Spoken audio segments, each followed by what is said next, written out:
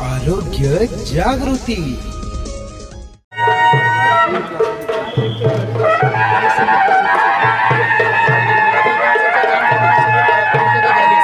शिंदे साहेब यांचं स्वागत करावं। तसेच दंत महाविद्यालयाच्या अधिष्ठाता डॉक्टर माया इंदुरकर मॅडम यांनाही विनंती करतो की त्यांनी मुख्यमंत्री महोदयांचं स्वागत करावं। अध्यक्षपद ज्यांना प्राप्त झालेले आहे असे माननीय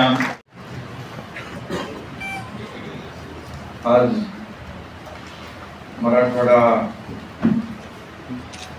मुक्ती संग्राम दिनाच्या सगळ्यांना मी शुभेच्छा देतो आणि मराठवाड्यासाठी ज्यांनी त्या आणि योगदान दिलं त्यांना वंदन करतो। आजच्या या डॉक्टर आणि आपलं मेडिकल कॉलेज सर्वांची एक संवाद साधण्यासाठी या ठिकाणी आपण उपस्थित आहोत। यामध्ये उपस्थित डॉक्टर भागवत कराडजी, खासदार संदीपान भुमरेजी, खासदार कल्याण काळेजी, संजय आमदार संजय शिरसाटजी, आमदार प्रदीप जयस्वाल, अतिरिक्त मुख्य सचिव विकास कारगे, विभागीय आयुक्त दिलीप गावडे, कलेक्टर दिलीप स्वामी, पोलीस आयुक्त प्रवीण पवार, सीओ जिल्हा परिषद विकास मीना, डॉक्टर अजय चंदनवाले, डॉक्टर शिवाजी शुक्रे, उपस्थित सर्व अधिकारी सगळ्यांची नावं घेत नाही, सर्व उपस्थित डॉक्टर आणि स्टुडंट सगळ्यांना मी शुभेच्छा देतो। गणपती उत्सव सगळीकडे सुरू आहे। आज 10 दिवस म्हणजे आजचा अनंत चतुर्थी आणि 10 दिवसापासून राज्यामध्ये आराम मिळाला। कोणाचे काय रिलीफ देण्याचं काम आपण केले आणि मी आपल्याला एवढंच सांगतो, राजकीय मी आज काय बोलणार नाही, परंतु माझ्या घरात पण एक डॉक्टर आहे श्रीकांत शिंदे, तो खासदार पण आहे। तो सांगत असतो नेहमी डॉक्टरांसाठी हे केलं पाहिजे, डॉक्टरांच्या संरक्षणासाठी त्यांना न्याय मिळाला पाहिजे। कलकत्त्याची जी दुर्घटना घडली दुर्दैवी घटना आहे आणि त्यानंतर मी एक बैठक घेतली होती महिला डॉक्टरांच्या सुरक्षेबाबत। त्यामध्ये अगदी याचा सेंट्रलच्या कायद्यामध्ये समावेश झाला पाहिजे, कडक कायदा झाला पाहिजे, अशा प्रकारची भावना भूमिका सरकारची केंद्र सरकारला देखील आम्ही कळवली। त्यामध्ये स्वतंत्र हॉस्टेल निवास व्यवस्था करण्याची डॉक्टरांनी सांगितलं मांडच्या की व्यवस्था आपल्याला केली पाहिजे, त्यासाठी पैसे लागतील, ते मिळाले 200 कोटी रुपये, काहीच कमी नाही आहे। पण आता थोडे पैसे आपण या सगळ्या योजना, कल्याणकारी योजना, एकीकडे विकास, एकीकडे कल्याणकारी योजना, एकीकडे कमिटेड एक्सपेंडिचर जे आहे, पगार आहे, पेन्शन आहे, कर्ज घेतलेलं व्याज परतफेड करायचं, हे सगळं आहे। पण हे करत असताना देखील तुमची मागणी जी आहे त्याला अगदी सुरुवात करायला जी रक्कम लागेल ती आम्ही देऊ, एक सुरुवात होईल। एकदम काय सगळं काम आणि पैसे लागत नाहीत, त्यामुळे सुरुवातीला एकदा सुरुवात होण्यासाठी जे काय लागेल ते नक्की करू। आणि त्या बैठकीत आम्ही PWDला देखील सूचना दिल्या की हॉस्टेल चांगली असली पाहिजे, जिथे डॉक्टर राहतात तिथं सुविधा नसेल, व्यवस्था नसेल तर त्यांच्या कामावर त्याचा परिणाम होऊ शकतो। मी आपल्याला एक आठवण सांगतो, मी छत्रपती शिवाजी महाराज हॉस्पिटल ठाण्यामध्ये गेलो होतो। मी काही कार्यक्रमासाठी गेलो होतो, परंतु मी मुद्दाम हॉस्टेलकडे गेलो। हॉस्टेलकडे गेल्यानंतर तिथे मला डॉक्टर भेटले आणि त्या हॉस्टेलची अवस्था अतिशय दयनीय होती, परिस्थिती अतिशय वाईट होती। मी म्हणाले कसं काम करणार इथे कसं आहे, तुम्हाला कामाची अपेक्षा डॉक्टरांकडून नाही, त्यांना तुम्हाला सुविधा दिल्या पाहिजे। मी तात्काळ त्या अधिकाऱ्याचं नाव सांगत नाही, जागेवरच सस्पेंड करून टाकलं आणि ताबडतोब मी सांगितलं आयुक्तांना येऊ शकत आणि उत्साहात आयोजन आपण पाहतोय। यावर्षी खऱ्या अर्थाने जास्तीत सगळीकडे उत्साह पाहायला मिळतो। तर म्हणजे गणेशाला आपण सुखकर्ता आणि विघ्नहर्ता म्हणतो आणि त्यामुळे तुम्ही सगळे डॉक्टर सर्वसामान्यांसाठी विघ्नहर्त्याची भूमिका पार पाडत असतात. तुम्ही प्रत्येकाच्या आयुष्यामध्ये डॉक्टर याचं महत्वाचं स्थान आहे.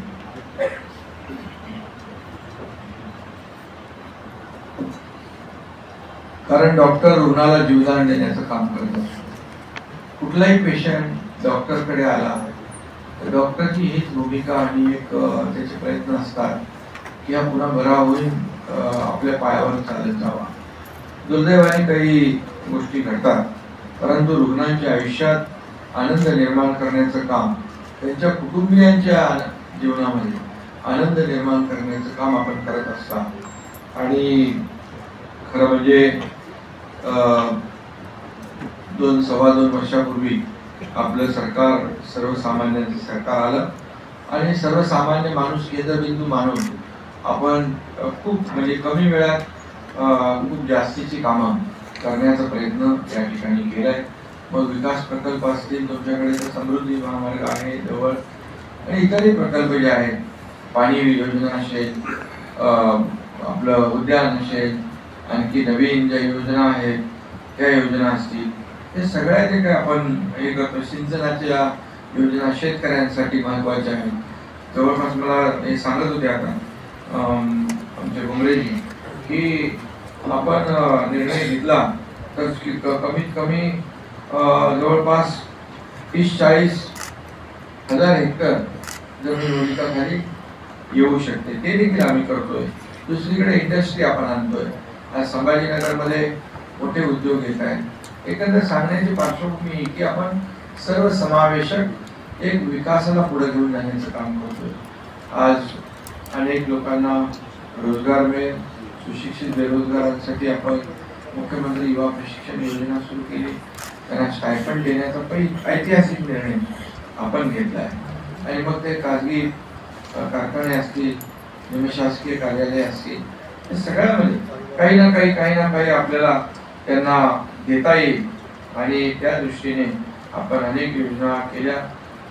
मुख्यमंत्री माझी लाडकी बहीण योजना केली आणि त्याचबरोबर अगदी म्हणजे आपल्याला मी सांगतो की घरामध्ये कुटुंबात मुलीचा जन्म झाल्यापासून तिचं उच्च शिक्षण, डॉक्टर, इंजिनियर, वकील काय व्हायचं तिथपर्यंत सरकारने मोफत शिक्षण देण्याचा निर्णय घेतलेला आहे.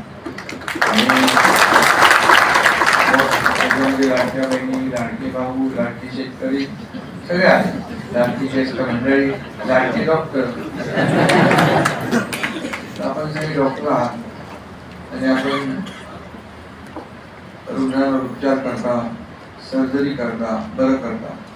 मी डॉक्टर नसलो तरी सुद्धा सर्जरी करतो. मी 2-2.5 वर्षापूर्वी सर्जरी झाली आणि त्यानंतर खऱ्या अर्थाने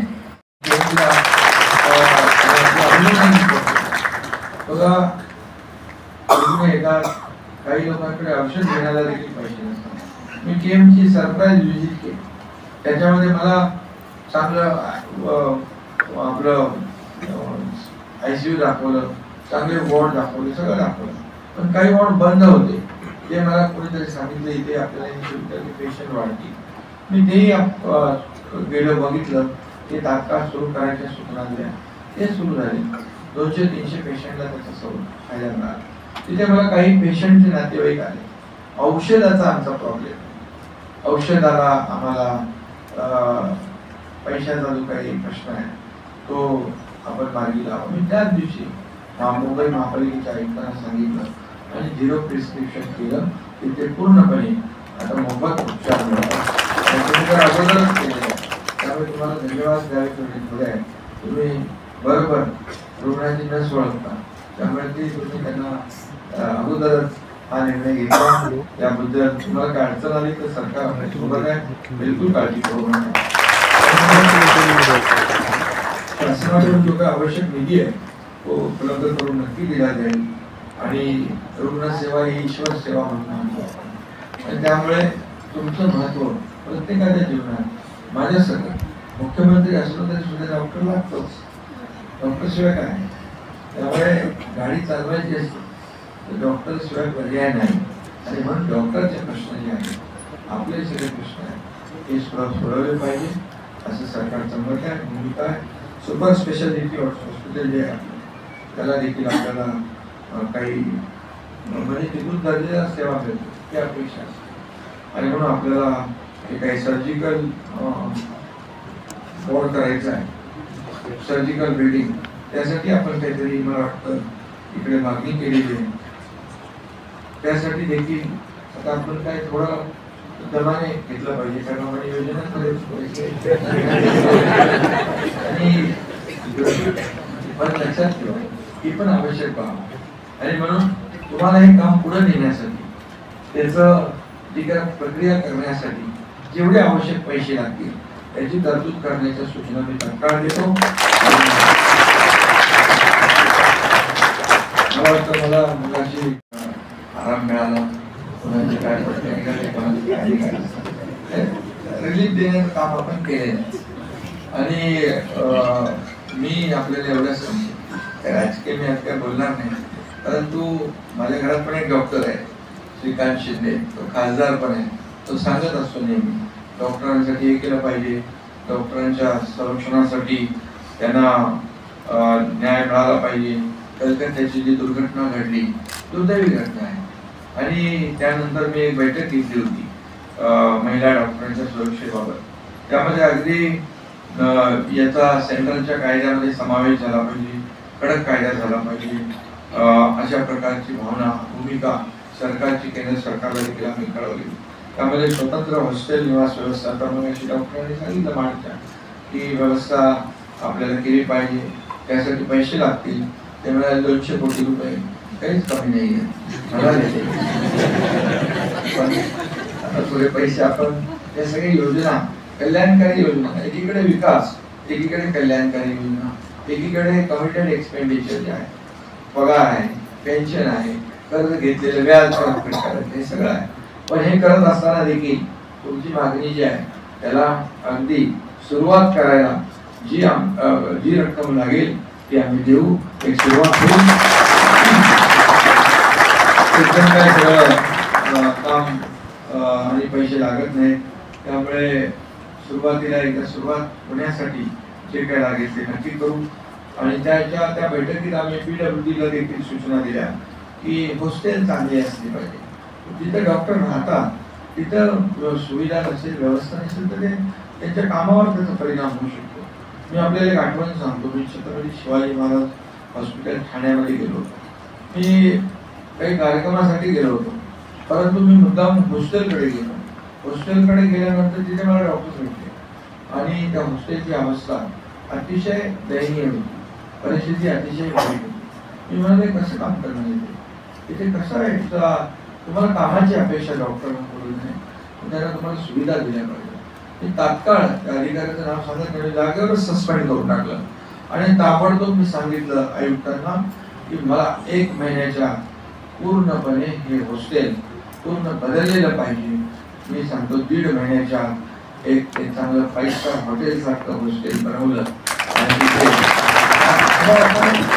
काही पैसा सुविधा नको, परंतु ज्या बेसिक सरकार म्हणून आमची काही रिस्पॉन्सिबिलिटी आहे ती आम्ही पार पाडली पाहिजे.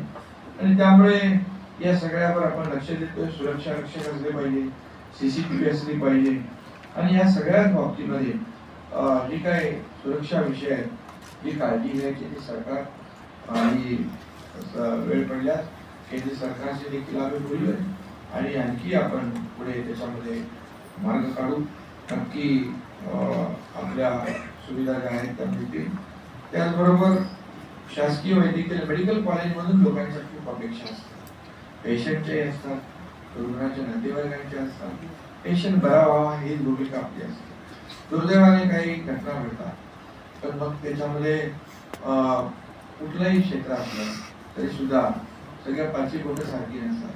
त्याच्यातून काहीतरी चुकीचं घडतं, परंतु ते कामा नये म्हणून पोलीस आयुक्त इकडे बसलेले आपण देखील आपला विभाग कायदा सुव्यवस्था राखण्याचा, आणि म्हणून जिथं कायदा सुव्यवस्थेचा प्रश्न येतो तिथे आपला प्रश्न येतो. तर मेडिकल कॉलेज आहे, डॉक्टरांचा विषय असं आपल्याला करून चालणार नाही. तर आपले देखील काही अधिकारी डेप्यूट करा, सरकारी हॉस्पिटल असतील तिथे त्यांनी व्हिजिट केली पाहिजे, यांच्या मेडिकल कॉलेजमध्ये काही व्हिजिट केली पाहिजे. काही महिला पोलीस असतील, महिला आमचे डॉक्टर असतील, त्यांच्याशी थोडं संवाद साधला पाहिजे. काय अडचण आहे बाबा, म्हणजे काही जे काही पुढे दुर्दैवी घटना घडणार आहेत त्या थांबू शकतात. आणि मग पोलीस देखील ह्याच्यात महत्वाचा एक दुवा आहे. कलेक्टर इकडे आहे, जिल्हाधिकाऱ्यांनी देखील एक सरकारी हॉस्पिटलला मध्ये मध्ये व्हिजिट केली पाहिजे. सीओ इकडे आहे, हे अधिकारी जे आहेत यांचं जरी वैद्यकीय म्हणजे आरोग्य विभागाचं काम असेल तरी सुद्धा, मेडिकल कॉलेजचं काम असेल तरी सुद्धा एक टीम करून आपण काम केलं पाहिजे. काही छोट्या मोठ्या काही गोष्टी असतात, स्वच्छतेच्या पाणी नाहीये असं काय असेल, ताबडतोब काय ड्रेनेज सिस्टीम खराब झाली, ते ताबडतोब केलं पाहिजे. याला जास्त वेळ लावता कामा नये. आणि म्हणून याची आपण सगळ्यांनी नोंद घ्या. यामध्ये आपण मगाशी सांगितलं की काय चिठी मुक्त घाटी, चिठी देत नाही आता तुम्ही औषधाला 2 कोटी रुपये घेत देतो काय. तर मला वाटतं या सर्व याचा लाभ आपल्याला मिळाला पाहिजे. मुख्यमंत्री सहायता निधीमधून मी आपल्याला सांगतो की कुठल्या हॉस्पिटलमध्ये माझ्याकडे मुख्यमंत्री सहायता निधीचं पत्र आल्यानंतर 1 मिनिट पण मी सही करतो. आणि मग 2 वर्षामध्ये जवळपास 350 कोटी रुपये आपण रुग्णांना शेवटी सरकार आपले जे आहे सर्वसामान्य लोकांना न्याय देऊ शकते. आणि म्हणून या योजनेचा देखील लाभ लोकांना मिळाला पाहिजे. आपण महात्मा ज्योतिबा फुले ही योजना 1.5 लाखाची, त्याच्यामध्ये काही अटी शर्ती होत्या त्या आपण काढून टाकल्या आणि ती योजना 5 लाखापर्यंत असायची. 5 लाख रुपये केले आणि अगदी गरीबापासून श्रीमंतापर्यंत 12.5 कोटी जेवढी आपली जनता नागरिक आहे या सगळ्यांना त्या योजनेत कव्हर केले. अशी ऐतिहासिक योजना आपण सुरू केली. त्याचा देखील रुग्णांना आपल्याकडून माहिती गेली तर त्याचा लाभ रुग्णांना मिळू शकतो. आणि म्हणून त्याचंही देखील आपण मोठ्या प्रमाणावर रुग्णांपर्यंत या योजना कशा पोचतील याची आपण प्रयत्न केला पाहिजे. त्याचबरोबर आपल्या कॉलेजमध्ये टीचिंग स्टाफला जे काही दर्जेदार आपण एज्युकेशन पाहिजे ते दिलं पाहिजे. त्याला लेटेस्ट नॉलेज असलं पाहिजे. नवीन नवीन आपण काय करतो, नवीन नवीन तुमच्या विभागामध्ये प्रत्येक क्षेत्रामध्ये नवीन नवीन येते. नवीन नवीन आपण जनतेच्या हिताचं जे आत्मसात केलं पाहिजे आणि त्याला चालना दिली पाहिजे. एवढंच मी या प्रसंगी आपल्याला सांगतो. आणि तुमच्या मेडिकल कॉलेजमध्ये गुणवत्तेवर मेरिटवर आपण प्रवेश घेतो. त्यामुळे त्याचं मेरिट आहे आणि म्हणून मेरिट प्रमाणे प्रवेश घेतात. पण मेरिट प्रमाणे मेरिट सारख्या सुविधा देखील त्यांना मिळाल्या पाहिजे. आणि आपल्याकडून देखील दर्जेदार शिक्षण आणि नक्कीच याचा फायदा रुग्णसेवेवर होईल. आणि म्हणून मी आता जास्त काही बोलत नाही, कारण आपल्याकडे neurology, neurosurgery, cardiology, plastic surgery अशा आपल्याकडे सुविधा आहेत चांगली. म्हणजे छत्रपती संभाजीनगरमध्ये एवढ्या सुपर स्पेशालिटीच्या या सुविधा आपल्याकडे आहेत. आपण कोविडमध्ये पाहिलं, मगाशी कोविडमध्ये कोणी चांगलं काम केलं म्हणून त्याचा आपण सत्कार देखील केला. कोविड आपण अनुभवलाय. कोविडमध्ये आपल्या ज्या काही सोयी सुविधा, आरोग्य सुविधा आहे, किती आपल्याला आणखी पुढे गेलं पाहिजे याचा प्रत्यय आलेला आहे. आणि म्हणून जास्तीत जास्त आरोग्य सेवा आणि हॉस्पिटल्स आपल्याकडे सुरू झाली पाहिजे. केंद्र सरकार देखील आयुष्यमान भारतच्या माध्यमातून सुविधा आपल्याला आदरणीय प्रधानमंत्री मोदीजींनी 5 लाखाची योजना सुरू केलेली आहे. आणि त्यांनी आयुष्यमान भारतमध्ये देखील अनेक सुविधा, आज त्यांचा वाढदिवस आहे आणि आदरणीय प्रधानमंत्री मोदीजींना आपल्या सगळ्यांच्या वतीने मी वाढदिवसाच्या खूप खूप शुभेच्छा देतो.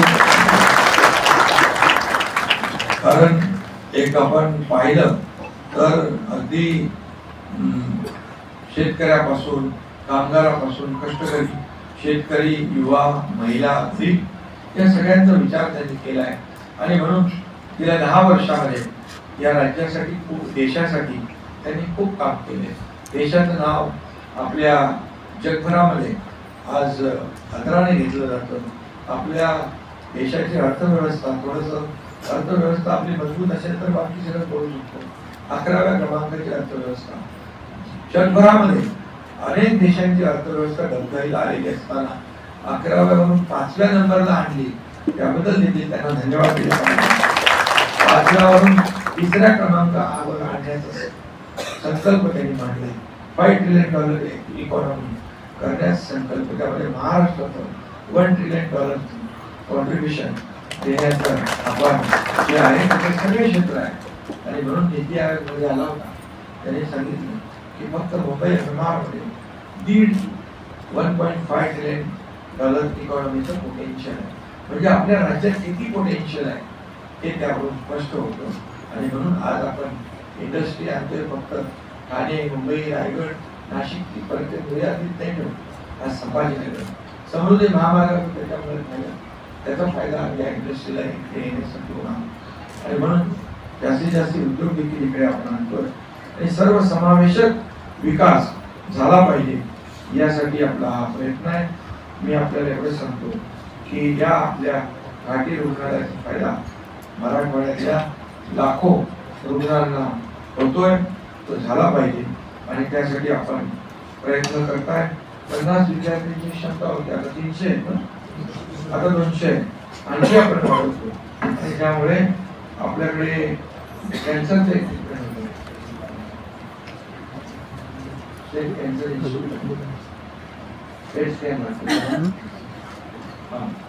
आपण देऊ. कैंसर के सामने जहां हर पल महत्वपूर्ण होता है, वहां एक ऐसी जगह है जो सहानुभूति, समर्थन और संवेदना प्रदान करती है. आपका स्वागत है उम्मीद पैलिएटिव कैंसर केयर सेंटर में, जहां हम सहानुभूति और विशेषज्ञता के साथ देखभाल को नया रूप देते हैं. यहां हमारी समर्पित चिकित्सा पेशेवरों, योगदानकर्ताओं और देखभालकर्ताओं की टीम अपने रोगियों के जीवन की गुणवत्ता को बढ़ाने के लिए दिन रात मेहनत करती है. यह सिर्फ रोग का इलाज करने के बारे में नहीं है, यह समझने के बारे में है कि सफर क्या है. हम संकट समाधान देते हैं और समय को बेहतर बनाते हैं. दर्द प्रबंधन से लेकर भावनात्मक समर्थन तक हम अपनी सेवाएं प्रत्येक व्यक्ति और उनके परिवार की विशेष आवश्यकताओं के अनुसार व्यवस्थित करते हैं. हमारे संपूर्ण देखभाल दृष्टिकोण में चिकित्सा देखभाल को कला और संगीत जैसी थेरेपियों के साथ जोड़कर एक समर्थनमय वातावरण प्रदान करता है, जहां उपचार की प्रक्रिया फलने की संभावना होती है. पेशेंट केयर गिवर हमें उम्मीद पैलिएटिव कैंसर केयर सेंटर में इलाज ही नहीं, एक समुदाय मिला जो हमारी समझता है और परवाह करता है.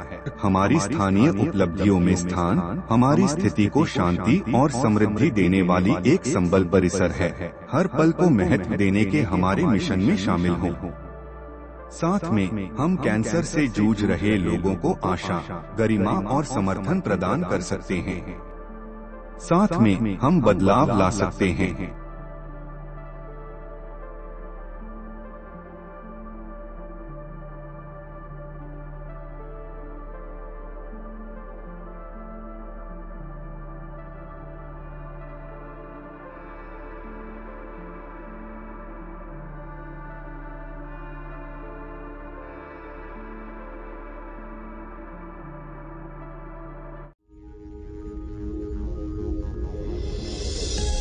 आरोग्य जागृती.